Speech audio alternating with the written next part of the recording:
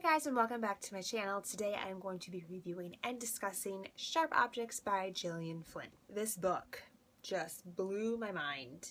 I was very disturbed and distraught, and my mind was messed with. Gillian Flynn is a phenomenal psychological thriller writer. She's so good at writing twisted, deranged characters and making you want to read about them, which is a talent. A talent. I thought I knew what was going to happen, and then it totally twisted my mind and pulled me in a different direction and then shoved me back somewhere else.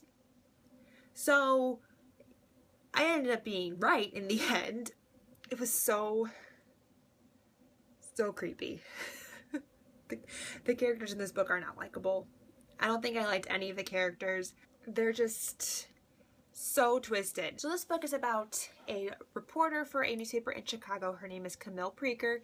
She's fresh out of a brief stay at a mental institution, and her boss sends her back to her hometown of Wind Gap, Missouri to cover murders that are happening in her hometown.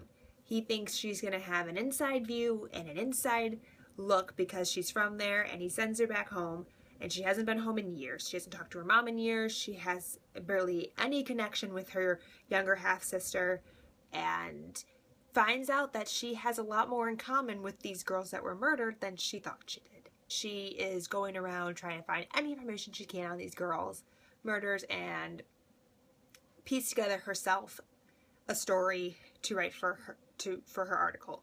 And along the way, she ends up actually finding out and discovering more about the murders than she thought she would. So that's really all I want to say about the book, non-spoilery. I don't know how she fits so much story in so few pages. So this is your last chance to go away, and we're going to talk about the book. Okay? So this book was creepy. I was so disturbed while reading it, especially by the children in this book. I was very anxious while reading this book. I didn't really like any of the characters at all. They were all really just troubled people and unlikable. Maybe I liked the cop from Kansas, Richard. Maybe him, if I had to pick one. I didn't mind Camille too much as a narrator until the whole scene with Emma and the drugs. She was like having a good time, and Emma was talking her into doing all these things, and she was just like, yeah, sure, what's the big deal, no problem. Lots of problems. When Camille arrives, Natalie is missing, and 9 months previously, a young girl named Anne, about the same age, went missing.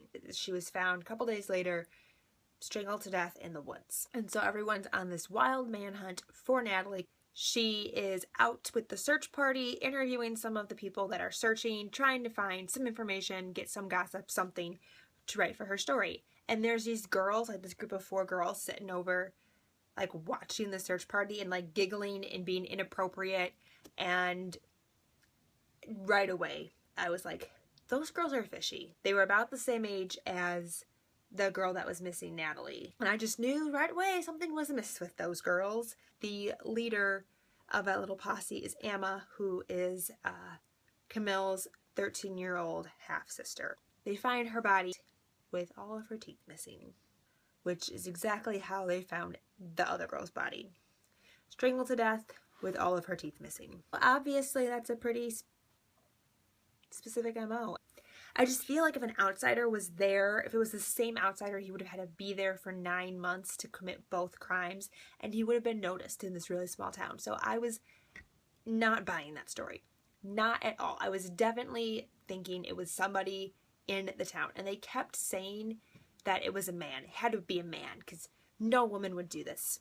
There was actually a young boy who witnessed Natalie's abduction, and he said that this woman took Natalie away. But everyone was like, there's no way a woman would do this to children. But there was no sexual assault to these victims, which is something that you would think would be common at that age for if a man had abducted them. But I was like, why would he be lying?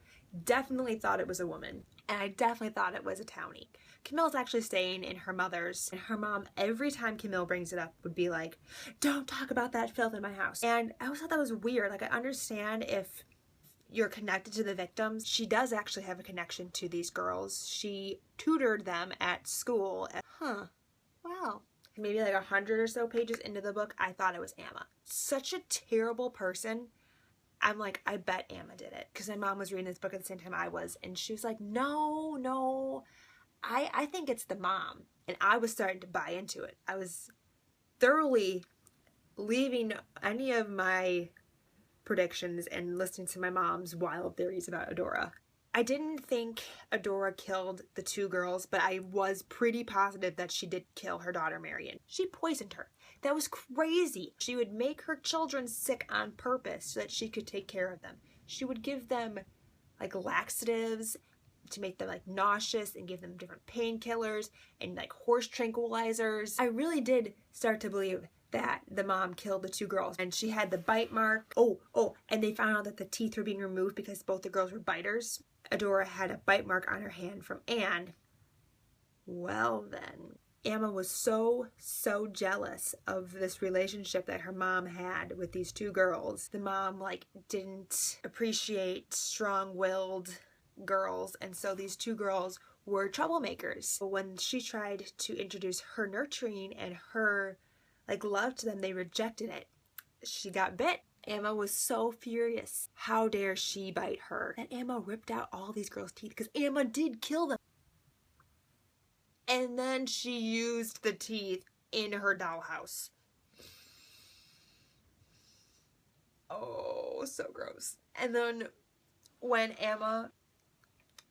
Camille takes Emma back to Chicago, Emma starts making friends with this girl named Lily. Camille starts to form a bond with Lily, and Emma doesn't like that. So she kills her as well and takes her hair to make a rug for Camille's room in the dollhouse. And she made a comment to Lily when she was alive, your hair color is the same color as Camille's rug. Emma is such a friggin' twisted child. She convinced her little groupie friends to help her commit the murders. And the one girl was like deeply like affected by it and couldn't handle it, Jodes, and then they considered killing Jodes, and they were going to until Adora was arrested.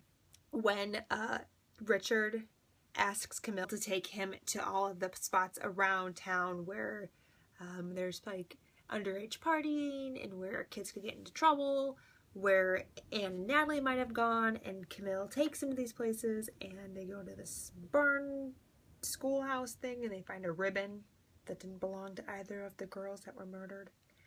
And then they mention that Marion was a really big fan of ribbons. Either Adora or Emma had to have killed these girls, because who else would have access to Marion's ribbons? I thought Emma was the most outrageous 13-year-old girl. Like, she was just, it was unreal. Like, the way that she acted. I couldn't believe it. I just was reading passages about her and was just like, this book is raw. This book tells it like it is. It does not hold back. Like, it's just so just like blunt, like just thrown in your face. It's just dropped in your lap. It's not sugar-coated. It's not fluffed up for you. It's just like put there. I think because she writes like that, it makes everything more shocking. I'm really concerned the whole time that Camille is starting to befriend Emma. She's like 20 years younger than you are. She could be your child. And then she goes and she parties with her. Like, that is so irresponsible. Like, I was so annoyed by the main character during that whole entire scene. You know, they fall and Camille breaks an ankle, and then they have like concussions and head wounds, and nobody goes to the doctor. No one goes to the hospital. Oh, when Camille goes to the hospital, and that one nurse had the whole time had that suspicion that the mom killed Marion, and nobody believed her. Nobody followed through on that. And I was like, you guys, you could have saved Emma from that kind of life had you just like followed through on this. Like, I was so frustrated with all of that. So frustrated. At the end, when Camille's in the hospital, had the toxicology report, she let her mom drug her one more time so that she could turn herself into the police. That she had all that in her system and was able to like somewhat function. That just shows how much she was poisoned as a child and how much she grew up with that, because she was able to tolerate it way more than any normal person would. She then goes and sleeps with an 18-year-old. That just was all such a bad idea. He was the main suspect, according to, like, publicly the main suspect in this case. She was like connected to the victims and through Amma, and that just looked so bad. Why would she do that? Like, I understand they were drunk. Why is she getting drunk with all of these like kids? One thing though that I was really sad about, we never learned who Camille's dad was. I was really curious to see who her dad was, and they never tell us, and I was kind of bummed about that. But I did like that her boss Curry and his wife Eileen were so concerned about her that they were like the parents that she never had. And I just liked that she did eventually have like those parental figures, that because her mom was never a good one, and they kind of kept an eye on her and took care of her because she needed it. She needed to be looked after. Because she could not be left on her own. Aside from cutting words into her entire body, she was going to cut them into her face, and they stopped her. So I think that's really all I want to say on this book. If you have anything else that really freaked you out, or things that you thought were really unorthodox, and I mean the whole book was unorthodox. I mean, these people were freaking crazy, all of them. None of them were stable. They all were suffering from something. It's weird to say that I enjoyed a book that was just so disturbing, but I did. It succeeded in its mission to disturb and freak me out and make me very anxious. Thank you guys so much for watching, and until next time, I'll talk to you guys soon. Bye!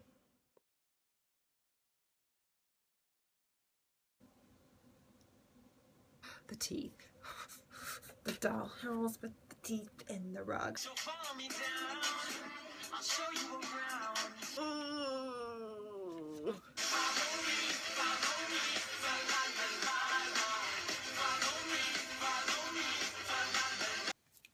Hi guys, and welcome back. I feel like I'm gonna. Thank you guys so much for watching. I'm really discussing. That is both upside down and backwards.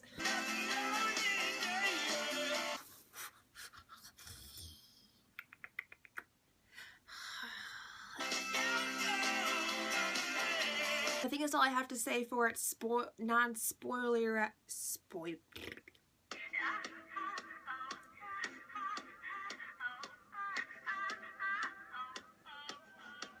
Oh, words.